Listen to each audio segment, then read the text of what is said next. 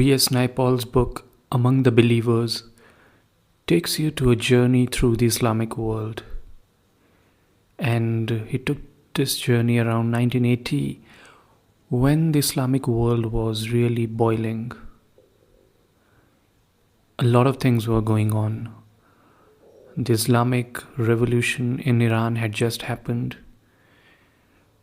Pakistan was moving towards Islamic fundamentalism and was going to send its mujahideen to Afghanistan to fight the communists in the next few years.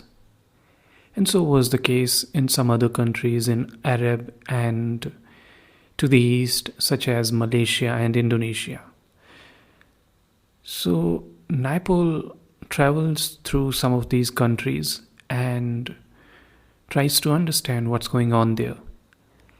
And the first step in his journey is in Iran. As I said, the revolution had just taken place. Few things were moving, they were at a standstill, and people were getting used to this new world order. Some in Iran were optimistic about this, and then there were so many who were pessimistic. And there was this air of gloominess around. So I'll read some pages from the book where Naipaul is traveling through Iran and he is accompanying with a local person called Behzad, who is educating him on the subject of Iran and the revolution. Although he's not an expert or a scholar, but Behzad, being a common citizen, gives you that perspective. So here we go. I'm going to read some paragraphs from this book. How had that happened? How, in a country like Iran and growing up in a provincial town, had Behzad learned to do without religion? It was simple, Behzad said. He hadn't been instructed in the faith by his parents. He hadn't been sent to the mosque. Islam was a complicated religion. It wasn't philosophical or speculative. It was a revealed religion with a prophet and a complete set of rules. To believe, it was necessary to know a lot about the Arabian origins of the religion and to take this knowledge to heart. Islam in Iran was even more complicated.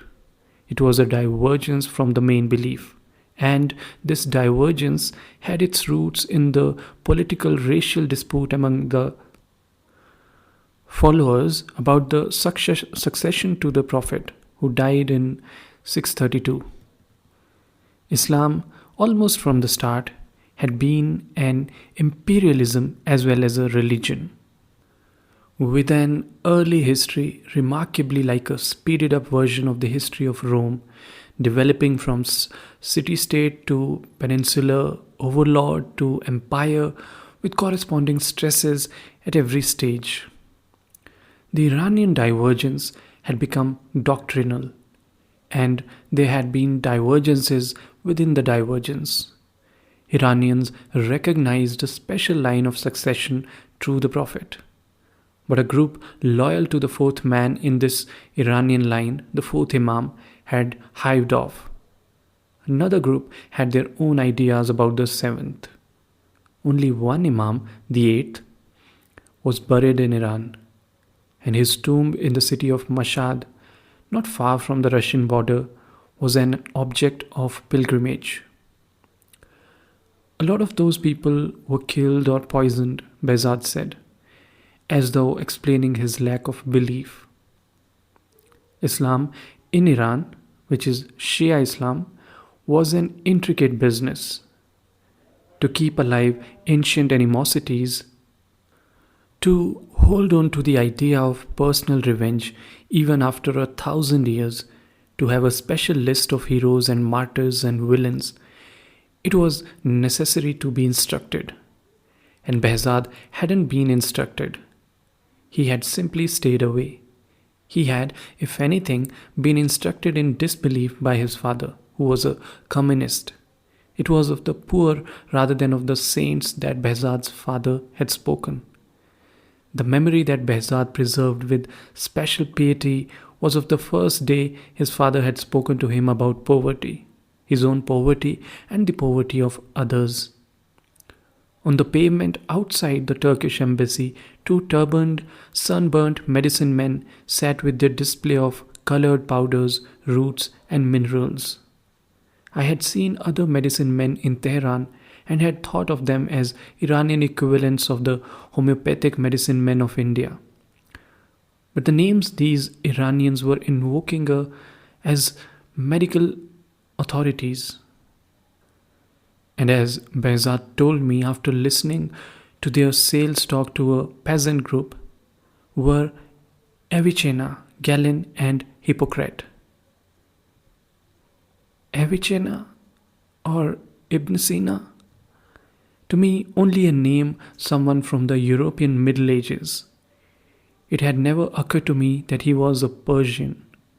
In this dusty pavement, medical stock was a reminder of the Arab glory of 1,000 years before, when the Arab faith mingled with Persia, India, and the remnant of the classical world it had overrun.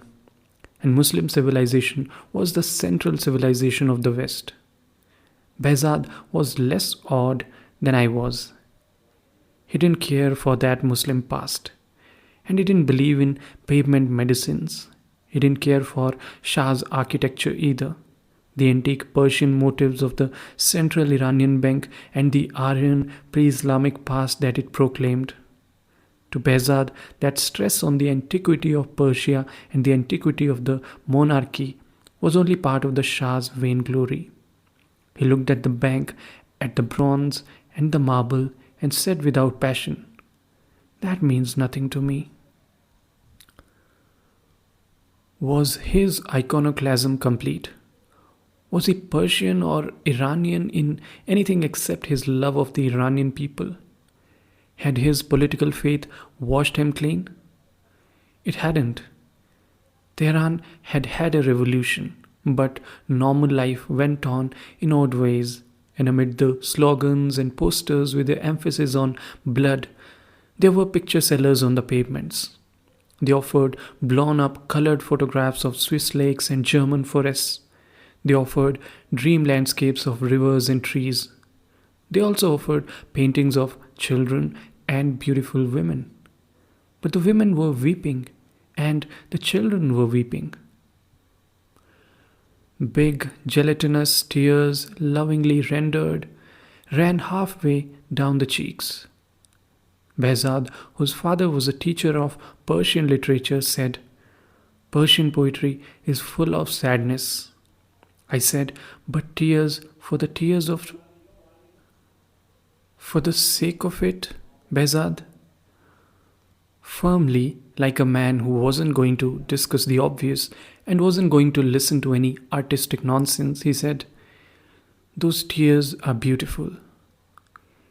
We left it at that. And from the topic of tears, we turned once more as we walked to the revolution. There were two posters I hadn't seen in many parts of the city. They were of the same size, done in the same style, and clearly made a pair. One showed a small peasant group working in a field using a barrow or a plough. It wasn't clear which from the drawing. The other showed in silhouette a crowd raising rifles and machine guns as if in salute. They were like the posters of People's Revolution, an awakened, victorious people, a new dignity of labor. But what was the Persian legend at the top? Behzad translated, "12th Imam, we are waiting for you." What does that mean? It means they are waiting for the 12th Imam. The 12th Imam was the last of the Iranian line of succession to the Prophet. That line had ended over 1100 years ago. But the 12th Imam hadn't died. He survived somewhere, waiting to return to earth, and his people were waiting for him. The Iranian Revolution was an offering to him. I hadn't followed Iranians' affairs closely, but it seemed to me, going only by the graffiti of Iranians abroad, that religion had come late to Iranian protest. It was only when the revolution had started that I understood that it had a religious leader who had been in exile for many years. The Ayatollah Khomeini, I felt, had been revealed slowly. As the revolution developed, his sanctity and authority appeared to grow, and at the end was seen to have been absolute all along. Fully disclosed, the Ayatollah had turned out to be nothing less than the interpreter for Iranians of God's will. By his emergence, he annulled or made trivial all previous protests about the fascism of the Shah. And he accepted his role. It was the interpreter of God's will that he addressed the Christians of the world in an advertisement in the New York Times on 12th of January 1979. 3 weeks before he returned to Iran from his exile in France. Some days after I arrived in Tehran, this was what Khomeini said on the radio. I must tell you that during the previous dictatorial regime, strikes and sit-ins pleased God. But now, when the government is a Muslim and a national one, the enemy is busy plotting against us. And therefore, staging strikes and sit-ins is religiously forbidden because they are against the principles of Islam. This was familiar to me and intellectually manageable even after a few days in Tehran. The special authority of the man who ruled both as a political head and as voice of God. But the idea of revolution as something more, as an offering to the 12th Imam, the man who had vanished in 873 AD and remained in occultation, that was harder to seize. And the mimicry of the revolutionary motifs of the late 20th century, the posters that appeared to celebrate peasants and urban guerrillas, the Che Guevara outfits of the Revolutionary Guards, made it more unsettling. Behzad translated, the walls spoke. Tehran felt strange.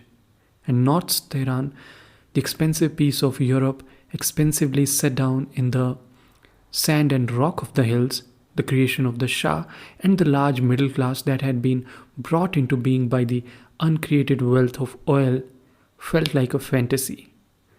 There were skyscrapers, international hotels, shops displaying expensive goods with international brand names. But this great city had been crafted onto South Tehran. South Tehran was the community out of which the North had too quickly evolved. And South Tehran, obedient to the will of God and the 12th Imam, had laid it low.